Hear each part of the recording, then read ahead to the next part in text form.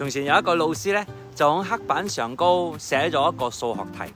個數學題係咁樣嘅，寫住9乘1， 9乘1等於9啦，大家都知啦，係嘛？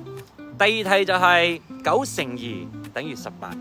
如是者第三題、第4題、第5題，佢不斷咁樣寫到正確嘅答案，直到第10題，9乘10等於91。哇！當時成個班喺度笑喎，老師你寫錯咗啊！大家哈哈哈哈哈笑。老師好冷靜咁樣轉身同佢哋講：係啊，冇錯啊，我係寫錯咗啊。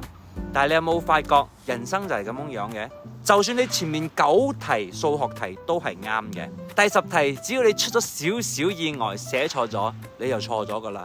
所有人都會笑你嘅，代表你嘅人生呢，唔係淨係得前邊有人關注嘅，係成個人生呢都有人關注住嘅。根據我正話所講嘅方程式啦，係講緊正面、正面、正面、正面，直到最後一次你係負面嘅，全部人就會笑你。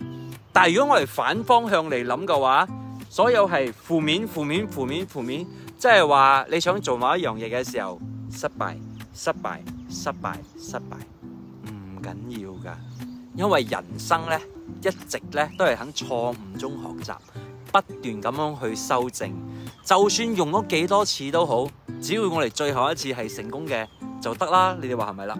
咁我知嘅，有啲人呢好中意抱住啲多做多錯，少做少錯，唔做呢就冇錯嘅心態嘅。但係慢慢你就會發覺，點解佢冇乜成長呢？因為佢冇錯咯。